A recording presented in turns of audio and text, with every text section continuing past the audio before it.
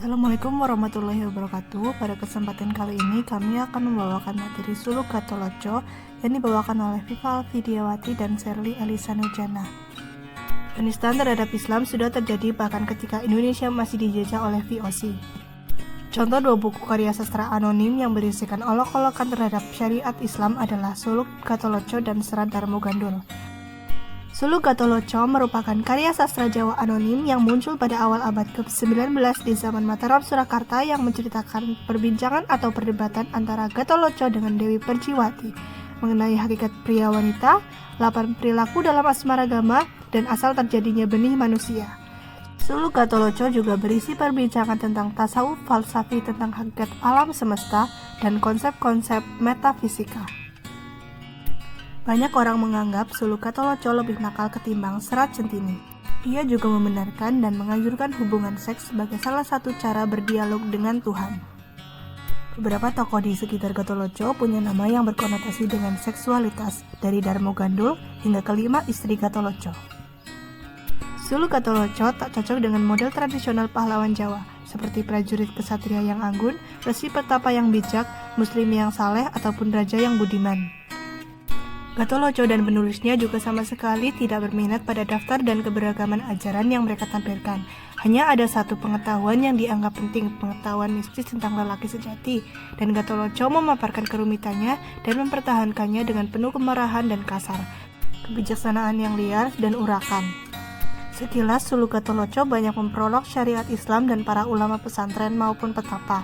Namun ada ambiguitas pesan yang hendak disampaikan melalui karya tersebut. Terdapat analog yang dibuat-buat dalam Gatholoco dengan bunyi, santri berkata, engkau makan babi, asal doyan saja engkau makan, engkau tidak takut durhaka. Itu adalah sebuah bentuk penolakan syariat Islam dengan analogi yang sekenanya dan mengandung tuduhan. Merebaknya sastra anonim di kalangan elit Jawa pada masa itu disinyalir merupakan propaganda dari Belanda. Meskipun Belanda memenangkan perang dengan Pangeran Diponegoro, namun Belanda mengalami kerugian yang sangat besar.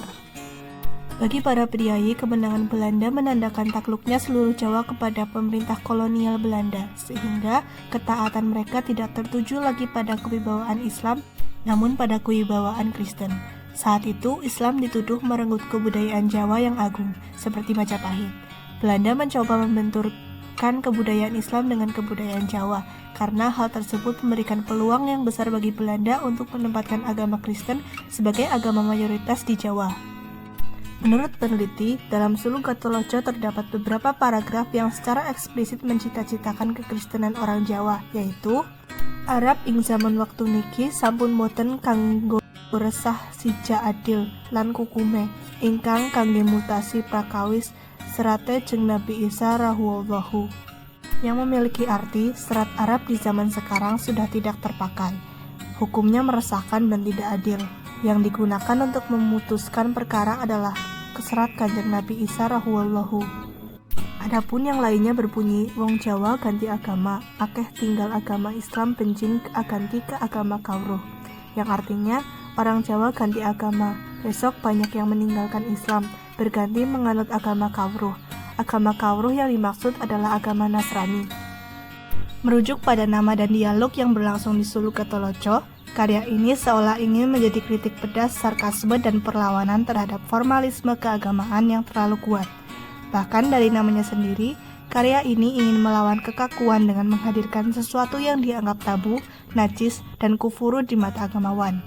Yang mana Gatholoco merupakan gabungan dua kata, gato sebagai alat kelamin dan loco sebagai kocokan, sehingga artinya alat kelamin yang dikocok. Penulis Suluk Gatholoco menghadirkan dialog yang menggambarkan semangat kritik dan perlawanan atas sikap dan pandangan keberagamaan yang cenderung formal, tekstual, dan kurang menghargai dimensi terdalam agama yaitu mistik. Secara substansi, muatan utama suluk ini menampilkan kelenturan pandangan kejawaan saat harus menggunakan berbagai pandangan siwa tantra atau Buddhisme maupun tasawuf Islam. Lebih dari itu, suluk juga menampilkan superioritas pandangan kejawaan saat harus berdebat dengan keislamannya, yang cenderung formal dan kaku. Superioritas tersebut bahkan dibangun dengan menggunakan term-term tasawuf Islam seperti roh ilafi atau ruh idafi, nur Muhammad atau nur Muhammad, johar awal atau jauhar awal, makrifat atau makrifat, tokid atau tauhid, dan lain-lain. Dengan tuturan yang relatif pornografik dan kritik yang cukup tajam, kehadiran Gatholoco senantiasa mengundang reaksi keras dari mayoritas Islam. Oleh karena itu, suluk Gatholoco dalam perkembangannya pernah dilarang beredar oleh pemerintah sejak tahun 1963 berdasarkan Undang-Undang Nomor 4/PNPS/1963 tentang pengamanan terhadap barang-barang cetakan yang mengganggu ketertiban umum.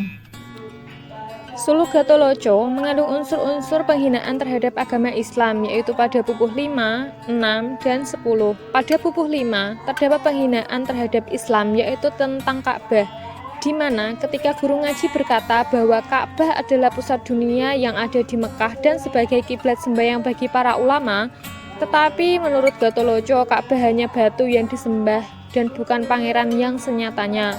Batu yang dijadikan sebagai tanda lahiriah bagi orang takabur yang melihat Mekah itu seakan-akan melihat Allah. Pada pupuh 6 adalah hinaan Gatholoco terhadap agama Islam, yaitu Gatholoco tidak mempercayai kitab Rasulullah, yaitu Al-Quran.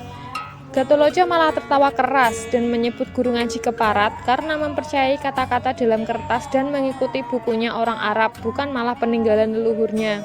Pada pupuh 10, penghinaan dalam suluk Gatholoco kepada agama Islam, yaitu penghinaan Gatholoco terhadap 2 kalimat syahadat. Gatholoco mengartikan bahwa 2 kalimat syahadat itu sebagai seorang laki-laki dan perempuan di tempat tidur yang berniat akan bersetubuh. Jika sama-sama mau, maka akan mendatangkan hasrat dan akan tumbuh benih yang menjadi seorang anak. Ada beberapa pandangan yang menilai bahwa suluk Gatholoco memiliki syarat akan muatan tasyawuf, yakni tentang hakikat hidup, sangkan paraning dumadi, dan juga tentang manunggaling kawula Gusti. Menurut Susetya, dalam bukunya yang berjudul Kontroversi Ajaran Kebatinan, menyebutkan bahwa suluk Gatholoco ini memang sempat dilarang di Orde Baru karena menggegerkan dalam konstelasi perpolitikan di tanah air yang menyangkut perdebatan abadi antara kaum kebatinan dengan kaum santri, juga penggelembungan mengenai wacana manunggaling kawula Gusti yang saat itu menjadi polemik panjang. Padahal dalam konteks kebatinan dan tasyawuf, wacana tersebut sangat dikenal di masyarakat Jawa atau yang biasanya disebut dengan warangka manjing curiga, curiga manjing warangka. Peribahasa ini menggambarkan hubungan ideal sehingga tidak ada konflik di dalam membangun ketentraman dan kemakmuran. Mati sajroning urip, urip sajroning mati. Ungkapan itu sendiri memiliki makna mengenai kehidupan yang penuh dengan dinamika berupa senang, pahit, getir, dan lain sebagainya, di mana manusia dituntut untuk sabar dan tawakal terhadap takdir Tuhan, serta percaya bahwa segala sesuatu yang terjadi sudah tercatat jauh-jauh hari sebelum dunia diciptakan. Suluk Gatholoco bukannya anti-Islam, melainkan menggugat ketidaktuntasan pemahaman terhadap Islam, karena banyak orang hanya memahami Islam sebatas permukaannya saja. Banyak dari mereka yang ahli fikih, ahli hadis, dan ahli Al-Quran, namun mereka mengesampingkan tasyawuf, sehingga mereka terkadang menilai seseorang hanya dilihat dari penampakan luarnya saja.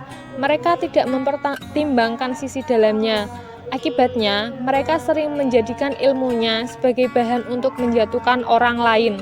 Kesimpulan, jika dilihat dari sudut pandang keseluruhan kesusastraan suluk Jawa itu sendiri, ataupun tasyawuf yang menjadi paradigma sastra suluk Jawa, suluk Gatholoco tak tampak sebagai sebuah kontroversi. Ia sungguh tak terlihat menghujat Islam secara keseluruhan. Ia hanya menggaungkan kembali tema umum sastra suluk Jawa ataupun konsep-konsep tasyawuf dengan cara dan gaya bahasanya yang khas. Mode keislamannya pun tak senyap akan preseden, baik dalam kesusastraan suluk Jawa sendiri ataupun dalam hasanah tasyawuf. Latar belakang penciptaan suluk ini awalnya sebagai media penyembahan dan pelaksanaan ajaran nenek moyang, yaitu untuk mengetahui cikal bakal manusia. Oleh karena itu, ada beberapa pandangan yang menilai bahwa suluk Gatholoco syarat akan muatan tasyawuf.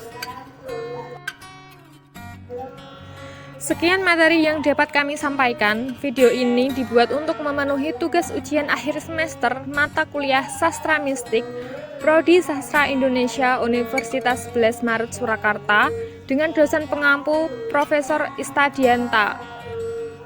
Wassalamualaikum warahmatullahi wabarakatuh.